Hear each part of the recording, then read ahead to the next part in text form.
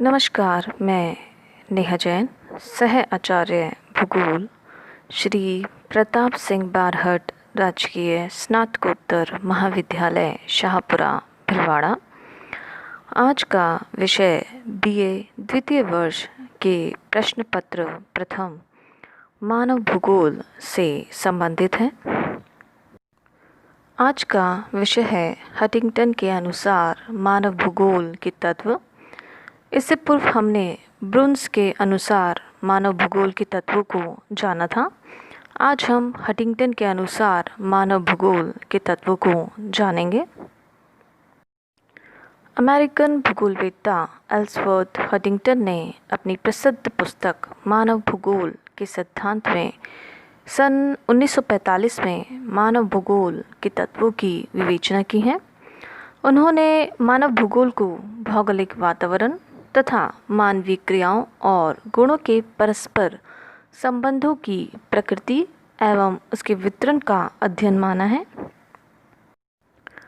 Huntington महोदय ने अपने वर्गीकरण में मुख्यतः 3 बातों पर विशेष बल दिया है।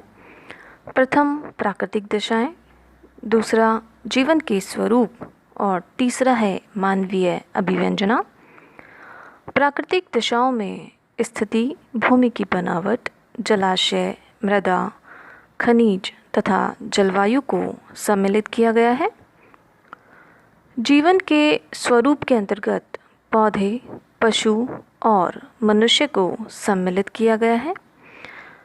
यद्यपि पौधे और पशुओं पर भी प्राकृतिक परिस्थितियों का प्रत्यक्ष प्रभाव पड़ता है तथा परोक्ष रूप में पौधे और पशु मानव जीवन को प्रभावित करते हैं, किंतु मनुष्य मानव भूगोल की केंद्रीय इकाई होने के कारण इसमें मानव को सर्वाधिक महत्व दिया गया है।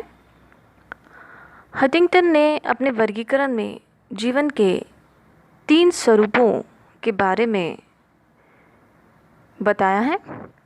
पहला पौधे, दूसरा पशु और तीसरा है मनुष्य। प्रथम है पौधे। मानव जीवन में पेड़ पौधों का विशेष महत्व होता है। किसी भी स्थान की पारिस्थितिकी संतुलन में कम से कम 33% पेड़ पौधे या वनस्पति होते हैं। टुंड्रा की जलवायु में वनस्पति के अभाव के कारण ही मानव जीवन कष्टप्रद है। इसी प्रकार मरुस्थल की बात करें तो मरुस्थल में भी पेड़ पौधों के अभाव में जीवन यापन कठिन है। पौधों में विभिन्न प्रकार के अनाज, घास आदि सम्मिलित किए जाते हैं। वनस्पति किसी भी क्षेत्र की जलवायु का ज्ञान कराती हैं। जल के भीतर उत्पन्न पौधों का भी मानव पर प्रभाव पड़ता है, क्योंकि इन्हीं पर मछलियाँ और अन्य समुद्री जीव पनपते हैं, जिन पर कि मनुष्य आश्रित हैं। दूसरा है पशु। पौधों की भांति पशुओं का भी मनुष्य जीवन में अत्यधिक महत्व है। मनुष्य ने पशुओं को पालतू बनाकर उनसे खेत जोतना, यातायात के साधन के रूप में प्रयुक्त करना प्रारंभ किया है। दूध, ऊन, मांस, खाल आदि की प्राप्ति की दृष्टि से भी पशु मनुष्य के लिए सदैव उपयोगी रहे हैं। पर्वतीय क्षेत्रों में घोड़े, खच्चर आदि एकमात्र यातायात के साधन हैं। अंडों के लिए मुर्गी पालन, शहद व रेशम के लिए मधुमक्खी और रेशम के कीड़ों का पाला जाना भी उनकी उपयोगिता को सिद्ध करता है। प्रकृति विजय में भी मानव को पशुओं से प्रत्यक्ष और अप्रत्यक्ष रूप से सहयोग मिला है। तीसरा है मनुष्य। यह मानव भूगोल का केंद्र बिंदु है। प्रकृति में जितना भी विकास या उन्नति हुई है वह मानव की बुद्धि और कार्यकुशलता का ही परिणाम है कही जा सकती है। मनुष्य चूँकि पशुओं से मस्तिष्क और चेतना में भिन्नता रखता है, अतः उसका प्रकृति परिवर्तन में महत्वपूर्ण स्थान रहा है। मानव प्राकृतिक वातावरण में रहकर निरंतर अपने जीवन को सुखी और संपन्न बनाने के लिए प्रयासरत रहता है। मनुष्य चूंकि एक क्रियाशील प्राणी है, अतः डेविस ने उसे एक भौगोलिक कारक के रूप में स्वीकार किया है। मनुष्य की कार्यकुशलता वंशानुगत एवं पर्यावरणीय कारकों पर निर्भर करती है। कुछ लोग जन्मजात ही आलसी और निकम्मे होते हैं, जबकि कुछ लोग अत्यधिक परिश्रमी और फुर्तीले होते हैं। कुछ लोग कार्य करने में तीव्र होते हैं किंतु कार्य करने का ढंग नहीं जानते हैं, अर्थात कहा जा सकता है कि उनमें कार्यकुशलता का अभाव पाया जाता है। कार्यकुशलता वास्तव में स्वास्थ्य एवं कार्य के लिए अनुकूल परिस्थितियों पर निर्भर करती है। इनमें सांस्कृतिक तत्वों का भी हाथ होता है। ये सब मिलकर उसके जातीय गुणों का निर्माण करती हैं। मानव की उच्च आवश्यकताओं की पूर्ति हेतु किए गए प्रयत्नों पर वातावरण का भी प्रभाव रहता है। जीवन के ढंग, कार्यशैली, शिक्षा, संस्कार, साहित्य आदि के विकास हेतु मानव किस ढंग को अपनाता है, यह उसकी व्यक्तिगत समझ और चतुराई पर निर्भर करती है। उच्च आवश्यकताओं की पूर्ति अनिवार्यताओं की पूर्ति के बाद ही संभव है। पहले प्रारंभिक आवश्यकताओं की पूर्ति सरलता से हो, तभी वह उच्च आवश्यकताओं की पूर्ति हेतु प्रयत्नशील होता है। हंटिंगटन ने मानवीय आवश्यकताओं और मानवीय कार्यों को 4 भागों में बांटा है। पहला, मानव की पार्थिव आवश्यकताएं। दूसरा, इन आवश्यकताओं की पूर्ति के लिए किए गए प्रयत्न अर्थात विभिन्न प्रकार के व्यवसाय। तीसरा, शारीरिक, मानसिक और बौद्धिक विकास तथा सांस्कृतिक उद्दीपन। चौथा, मनुष्य की उच्च आवश्यकताएं जो उसके सांस्कृतिक विकास में योगदान देती हैं। मानव अभिव्यंजना के अंतर्गत मनुष्य की प्राकृतिक आवश्यकताएं, मुख्य व्यवसाय, कार्यकुशलता एवं उच्च आवश्यकताओं पर प्राकृतिक परिस्थितियां किस प्रकार से प्रभाव डालती हैं तथा मानव की इस प्रभाव के प्रति क्या प्रतिक्रिया होती है, इसका विवेचन किया गया है। इस वर्गीकरण को हंटिंगटन ने निम्नलिखित चार्ट के रूप में प्रस्तुत किया है। निम्नलिखित चार्ट में मुख्य बात ध्यान देने योग्य है कि हंटिंगटन ने भौतिक दशाओं और मानव अभिव्यंजना के बीच जीवन के भेद को प्रदर्शित किया है।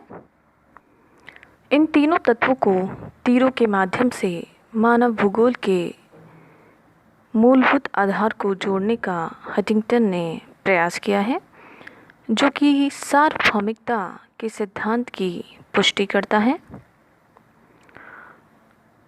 उपरोक्त चार्ट में तीरों की दिशाएं इस बात की ओर संकेत करती हैं कि प्राकृतिक दशाओं के विभिन्न तत्व जैसे स्थिति, भूमि की बनावट, जल राशियाँ, मिट्टी, खनिज पदार्थ एवं जलवायु परस्पर एक दूसरे को प्रभावित करते हैं और इनका प्रभाव मानव की विभिन्न गतिविधियों पर दिखलाई देता है।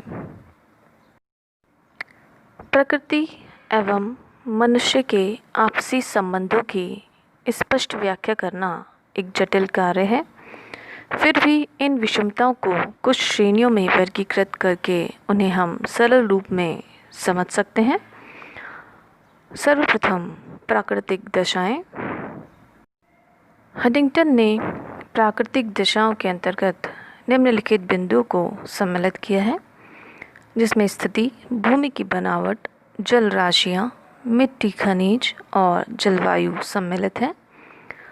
सर्वप्रथम बात करते हैं स्थिति। हंटिंगटन का स्थिति से अभिप्राय पृथ्वी को ग्रह के रूप में स्वीकार करना है। पृथ्वी ब्रह्मांड के केंद्र में स्थित है, इससे दिशा और दूरी का ज्ञान होता है। पृथ्वी के गोलाकार स्वरूप और उसके अपने अक्ष पर झुके होने के कारण न केवल ऋतुएं बदलती हैं, बल्कि दिन और रात बराबरी से होते हैं और साथ ही छोटे बड़े होते हैं। गोलाकार पृथ्वी सूर्य के चारों ओर चक्कर लगाती है। भूगोल में किसी भी स्थान की स्थिति का बड़ा ही महत्व है। ग्रेट ब्रिटेन की विश्व मानचित्र पर केंद्रीय स्थिति होने के कारण ही वह विश्व के विभिन्न महाद्वीपों में अपने उपनिवेश स्थापित कर पाया है तथा ब्रिटेन के साम्राज्य का कभी भी सूर्यास्त नहीं होता। वास्तव में पृथ्वी का स्वरूप, उसकी आकृति, पृथ्वी का अक्ष पर झुकाव, दैनिक और वार्षिक गतियाँ आदि मानव भूगोल की आधारभूत परिस्थितियाँ हैं जिनके अभाव में मानव का अस्तित्व नहीं रह पाएगा। पृथ्वी मनुष्य का निवास स्थान है, अतः मनुष्य अपने जीवन को सुखी बनाने के लिए अपनी आवश्यकता अनुसार इस पर निरंतर परिवर्तन करता रहता है। पृथ्वी पर जो भी परिवर्तन होते हैं उनका प्रभाव मानव जीवन पर पड़ता है। पृथ्वी ही मानव को औद्योगिक विकास के लिए प्राकृतिक संसाधन, कच्चा माल, खनिज, शक्ति के साधन आदि उपलब्ध कराती है। पृथ्वी स्वयं में एक संसाधन है जो कि विश्व की जनसंख्या का भरण पोषण करती है। पृथ्वी मानवीय क्रियाकलापों का संग्रह स्थल भी है। अनादिकाल से पृथ्वी पर मानव द्वारा किए गए क्रियाकलापों की अमिट छाप हमें सभ्यता और संस्कृति के रूप में पुरातत्ववेत्ताओं द्वारा की गई खोजों के रूप में प्राप्त होती है। दूसरा है भूमि की बनावट।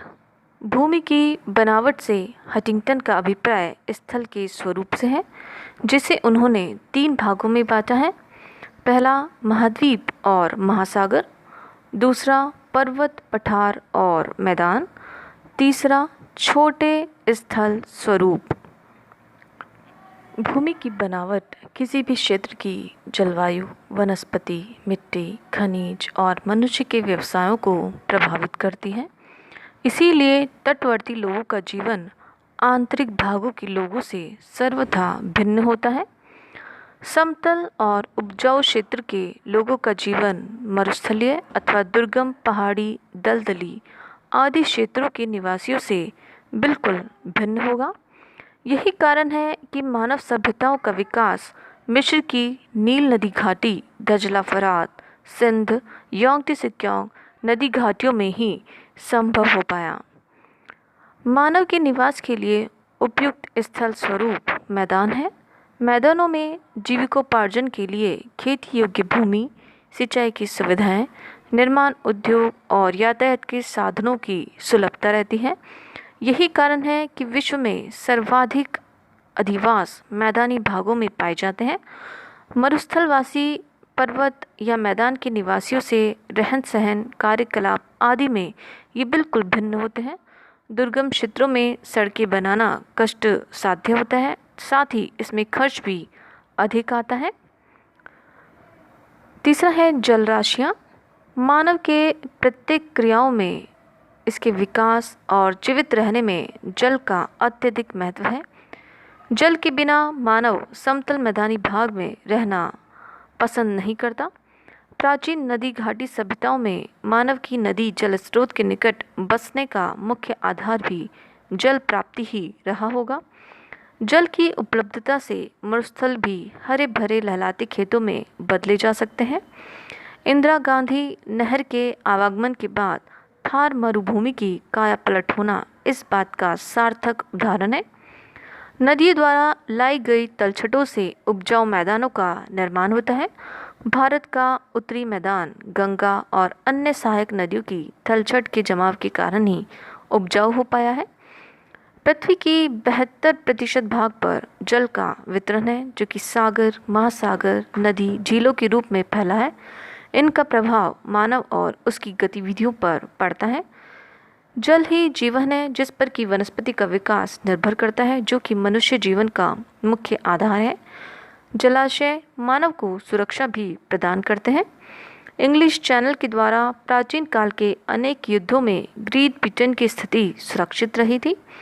नदियों द्वारा लाई गई तलछटों से जहां खारे जल के स्रोत मछली के रूप में प्रमुख मानवीय जीवन उपलब्ध कराते हैं, कृषि के अतिरिक्त औद्योगिक जगत में विभिन्न उद्योगों में जल की उपलब्धता उनकी स्थापना में सहायक होती है। चौथा, मिट्टी एवं खनिज। मानवीय विकास क्रम में मिट्टी का सदैव ही महत्वपूर्ण स्थान रहा है। मिट्टी मानव के भोजन का मूल आधार है, क्योंकि सभी खाद्यान्न और फसलें मिट्टी की उर्वरता पर ही निर्भर करती हैं। प्रेयरीज और स्टेपीज घास के मैदानों की उपजाऊ मिट्टियों के कारण ही गेहूं, कपास की इतनी अधिक पैदावार संभव हो पाई है। किसी स्थान की सभ्यता और संस्कृति भी खनिजों से प्रभावित होती है। इंग्लैंड की कोयले की सभ्यता और अरब देशों की तेल सभ्यता इस बात की द्योतक है। कई बार राजनीतिक द्वेषता का कारण भी खनिजों का असमान वितरण होता है। संयुक्त राज्य अमेरिका में विभिन्न खनिज व शक्ति संसाधन, कोयला, पेट्रोल, जल विद्युत, प्राकृतिक गैस, आणविक शक्ति की प्रचुर उपलब्धि के कारण ही आज ये विश्व का आर्थिक दृष्टि से विकसित राष्ट्र बन पाया है। इसके विपरीत रेगिस्तानी क्षेत्रों की अनुपजाऊ मिट्टी के कारण वहाँ के कृषक दरिद्र और दुखी रहते हैं। खनिज पदार्थ तो आधुनिक औद्योगिक विकास का आधार है। विषम जलवायु परिस्थितियों में भी खनिज की उपलब्धता ने मानव को निवास के लिए आकर्षित किया है। ऑस्ट्रेलिया में पश्चिमी मरुस्थल में काल गुरली और कुलगाली की खानें इस तथ्य को सिद्ध करने के लिए पर्याप्त है। कोयला, लोहा, मैग्नीज, पेट्रोलियम आदि की उपलब्धता के कारण ही संयुक्त राज्य अमेरिका और पश्चिमी यूरोपीय देश आज औद्योगिक रूप से विकसित हैं। जलवायु प्राकृतिक वातावरण का सबसे महत्वपूर्ण तत्व जलवायु है। विश्व में मानव निवास हेतु उपयुक्त भौगोलिक परिस्थितियों में जलवायु ही निर्णायक कारक रहा है और यही कारण है कि मानसूनी जलवायु और समशीतोष्ण जलवायु प्रदेशों में विश्व की सर्वाधिक जनसंख्या पाई जाती है और इसके विपरीत उष्ण और मरुस्थलीय क्षेत्र अर्थात सहारा और टुंड्रा आर्कटिक क्षेत्र जनविहीन या विरल आबादी क्षेत्र हैं।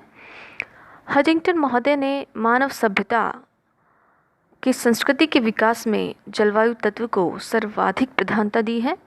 पश्चिमी यूरोप में उच्च जीवन स्तर, वैज्ञानिक उन्नति, औद्योगिकरण आदि को अनुकूल जलवायु की उपलब्धता का इन्होंने परिणाम बतलाया है। उन्होंने पश्चिमी यूरोप की जलवायु को आदर्श जलवायु के निकट बताया है। हडिंगटन के अनुसार धर्म और जातीय गुण जलवायु की उपज है। 20 डिग्री सेंटीग्रेड तापक्रम एवं परिवर्तित वायुमंडलीय शीतोष्ण एवं चक्रवातीय मौसमी दशाएं उच्च मानसिक एवं शारीरिक दक्षताओं के लिए आदर्श मानी जाती हैं। जलवायु न केवल स्थिति पर निर्भर है, अपितु भू आकारों, जलराशियों, मृदा और खनिज आदि अन्य तत्वों को भी प्रभावित करती है। जलवायु का वनस्पति पर भी गहरा प्रभाव पड़ता है। जैसी जलवायु वैसी वनस्पति। भूमध्य रेखीय गर्म और आर्द्र जलवायु की वनस्पति भूमध्य सागरीय प्रदेशों की वनस्पति से बिल्कुल भिन्न है। पशु और मानव जीवन पर भी जलवायु का स्पष्ट प्रभाव दिखाई देता है। मनुष्य की शारीरिक क्षमता के साथ ही बौद्धिक क्षमता, चातुर्य, स्वास्थ्य आदि भी प्रत्यक्ष और अप्रत्यक्ष रूप से जलवायु द्वारा प्रभावित होते हैं। शीतोष्ण प्रदेश की स्वास्थ्यप्रद जलवायु ने मनुष्य की कार्य करने की क्षमता और कुशलता में वृद्धि करके उसे उन्नति के शिखर पर पहुंचाया है, तो एशिया की मानसूनी जलवायु ने मनुष्य को आलसी और ईश्वर पर भरोसा करने तथा भाग्यवादिता की ओर प्रवृत्त किया है।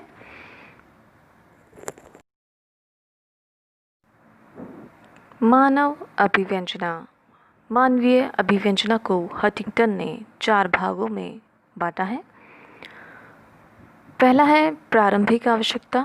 इन्हें अनिवार्यताएं भी कहा जाता है। इन आवश्यकताओं में भोजन, जल, वस्त्र, औजार और यातायात के साधन आदि को सम्मिलित किया है। दूसरा है आधारभूत व्यवसाय। इसमें सभी साधन सम्मिलित होते हैं जो कि प्रारंभिक आवश्यकताओं की पूर्ति के लिए अपनाए जाते हैं, जैसे कि शिकार, फल एकत्रण, मछली पकड़ना, पशुपालन, कृषि करना, लकड़ी काटना, खाने खोदना, उद्योग धंधे आदि। तीसरा है कार्यकुशलता। इसके अंतर्गत स्वास्थ्य और सांस्कृतिक प्रेरणा को सम्मिलित किया गया है। चौथा है उच्चतर आवश्यकताएं, जिसके अंतर्गत आमोद प्रमोद, सरकार, शिक्षा, विज्ञान, धर्म, कला, साहित्य, दर्शन आदि को लिया गया है। मानव इन आवश्यकताओं की पूर्ति के बारे में तभी प्रयत्नशील होता है जब उसकी प्रारंभिक आवश्यकताओं की पूर्ति हो जाती है। भोजन प्राप्ति की चिंता दूर होने के कारण मनुष्य अपने जीवन को आरामदायक और सुखी बनाने की ओर प्रयत्नशील होता है और यहीं से उसके विकास की कहानी प्रारंभ होती है। मानव अपने आप को अन्य जीवों से श्रेष्ठ सिद्ध करने के लिए शिक्षा, विज्ञान, कला, कौशल, धर्म, दर्शन, राजनीति आदि के क्षेत्र में प्रगति करता है और भौतिक परिस्थितियों के सहयोग से सांस्कृतिक भूदृश्यों का निर्माण कर अपने बुद्धि कौशल का परिचय देता है। मानव अभिव्यंजना से अभिप्राय यह है कि मनुष्य जब प्राकृतिक दशाओं में रहता है तो उसे अपने जीवन यापन के अंतर्गत कुछ मूलभूत आवश्यकताओं, जिन्हें कि हम अनिवार्यताएं कह सकते हैं, की पूर्ति करनी पड़ती हैं। अनिवार्यताएं या प्राथमिक आवश्यकताओं की पूर्ति के लिए मनुष्य विभिन्न प्रकार के व्यवसाय करता है, जैसे कि शिकार, मछली पकड़ना, पशुचारण, खनन, उद्योग धंधे, व्यापार आदि। इन सब क्रियाओं पर प्राकृतिक दशाओं का प्रभाव पड़ता है। मछली पकड़ने के लिए जलाशय, लकड़ी काटने के लिए घने वन, कृषि के लिए उपजाऊ मिट्टी आदि की आवश्यकता इसके लिए होती है। अर्थात मनुष्य के व्यवसायों का निर्धारण प्राकृतिक दशाओं के द्वारा नियंत्रित है। अतः प्राकृतिक परिस्थितियों के अनुकूल मानव द्वारा अपनाए गए विभिन्न क्रियाकलापों को मानव अभिव्यंजना कहा जा सकता है। यद्यपि इन क्रियाकलापों के चयन में मनुष्य पूर्ण रूप से स्वतंत्र है, किंतु प्रकृति उसे अमुक स्थान पर अमुक कार्य सुगमतापूर्वक करने का मूक संदेश प्रदान करती है, जिसे वह अपने विवेक से चयनित करता है। ग्रेट ब्रिटेन के निवासी जब पहली बार संयुक्त राज्य अमेरिका के पूर्वी भाग न्यू इंग्लैंड गए, तब वहाँ की प्राकृतिक दशाओं के अंतर्गत आखेट, पशुपालन, मत्स्य पालन, खनन, लकड़ी काटना, कृषि, उद्योग आदि की वहाँ पर विपुल संभावनाएं थीं। और तब वहाँ पर मानव ने अपने विवेक से विभिन्न व्यवसायों का चयन किया। इससे यही बात सिद्ध होती है कि अनुकूल दशाओं के अनुसार व्यवसाय चयन में जहाँ उन्हें सुगमता रही, वहीं विपरीत परिस्थितियों में उन्हें अनेक कठिनाइयों का सामना भी करना पड़ा। आधारभूत आवश्यकताओं की पूर्ति के पश्चात मानव अभिव्यंजना में हंटिंगटन ने कार्यकुशलता को सम्मिलित किया है, जो कि पैतृक गुणों से संबंधित है। भील जाति के लोग तीर कमान चलाने में निपुण होते हैं, क्योंकि उन्हें यह कला पूर्वजों से विरासत में प्राप्त हुई है। मनुष्य की प्राथमिक आवश्यकताओं की पूर्ति के पश्चात कुछ आवश्यकताएं इस प्रकार की होती हैं जिनका संबंध मनुष्य की सांस्कृतिक और शैक्षणिक विकास से होता है, जैसे कि शिक्षा, धर्म, राजनीति, दर्शन आदि। इन गुणों के विकास के कारण ही मानव पशु जगत से भिन्न समझा जाता है। मानव समुदाय उन्नत और प्रगतिशील है, जिसने शिक्षा, विज्ञान, धर्म, कला, साहित्य, अन्य सांस्कृतिक मूल्यों में उन्नति की है। धर्म पर भी पर्यावरण का प्रभाव पड़ता है। भारत में गंगा को मोक्षदायिनी और पवित्र नदी माना जाता है और उसके जल को अमृत तुल्य, क्योंकि वहाँ उत्तरी भारत के मैदानी भागों में सिंचाई सुविधाएं उपलब्ध करवाकर लाखों लोगों की आजीविका और भरण पोषण का यह माध्यम है। पूजा अर्चना, धार्मिक विचार भी वातावरण से प्रभावित होते हैं। मुस्लिम धर्म का उद्भव शुष्क क्षेत्र में होने के कारण जल का वहाँ पर सदैव अभाव रहा, अतः धार्मिक कृत्यों में स्नान करना वहाँ अनिवार्य नहीं समझा जाता, केवल वजू करना ही पर्याप्त है। जबकि हिंदू धर्म में बिना स्नान किए कोई भी धार्मिक कृत्य करना उचित नहीं समझा जाता। कला पर भी वातावरण की छाप स्पष्ट दिखाई देती है। शुष्क जलवायु वाले देश जैसे कि यूनान में भवन सामग्री में पत्थर की बहुलता पाई जाती है, अतः पत्थरों से बने विशाल भवन, पत्थरों पर खुदाई और मूर्तियों के बेजोड़ नमूने यूरोपीय सभ्यता और संस्कृति का गुणगान करते हैं। जबकि कश्मीर में हाउसबोट और पर्वतीय भागों में लकड़ी के भवन और उन पर खुदाई की कला संपूर्ण एशिया में प्रसिद्ध है।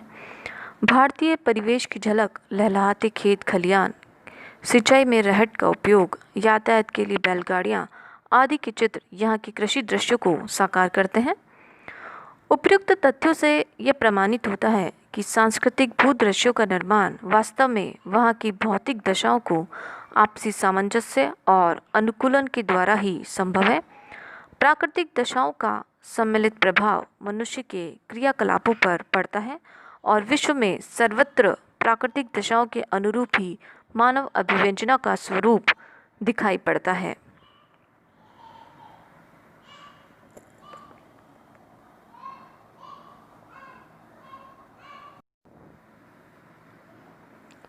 जीन ब्रून्स व हंटिंगटन के तत्वों की तुलना, जो कि इस प्रकार है।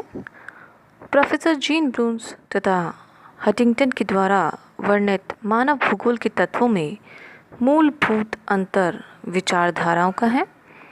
ब्रून्स जो कि संभववादी विचारधारा के समर्थक हैं, अतः उन्होंने अपने अध्ययन में प्रकृति की तुलना में मानवीय क्रियाकलापों को अधिक महत्व दिया है।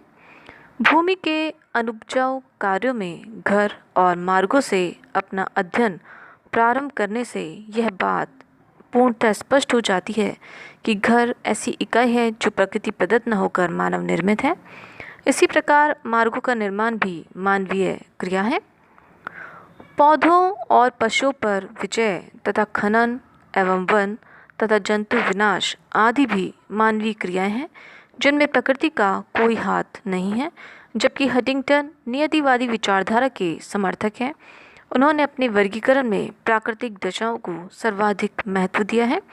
उन्होंने मानव अभिव्यंजना के अंतर्गत सभी क्रियाओं को प्राकृतिक दशाओं जैसे कि स्थिति, धरातल, भूमि की बनावट, जल राशि, मिट्टी, खनिज, जलवायु आदि से नियंत्रित होना बतलाया है। हंटिंगटन का वर्गीकरण सरल है। उन्होंने सबसे पहले भौतिक दशाओं का वर्णन किया जो कि मानव की सभी क्रियाओं को प्रभावित करती है। मानव अभिव्यंजना में उन्होंने बताया कि इन भौतिक दशाओं का उपयोग मानव अपनी विभिन्न आवश्यकताओं की पूर्ति के लिए किस प्रकार करता है। मानव सभ्यता और संस्कृति के विकास के साथ उसकी आवश्यकताओं और आकांक्षाओं में वृद्धि होती है, जिसके कारण भरण पोषण के साधनों में भी वृद्धि होती है और इस प्रकार सांस्कृतिक पर्यावरण में भी परिवर्तन आता है, किंतु यह परिवर्तन भौतिक दशाओं द्वारा नियंत्रित होता है। ब्रून्स ने यद्यपि मानव सभ्यता के विकास तथा सांस्कृतिक तत्वों पर आधारित वर्गीकरण प्रस्तुत किया है, किंतु हंटिंगटन की तुलना में यह थोड़ा जटिल है। इसमें मनुष्य की विभिन्न क्रियाओं का अध्ययन ठीक से नहीं किया गया है।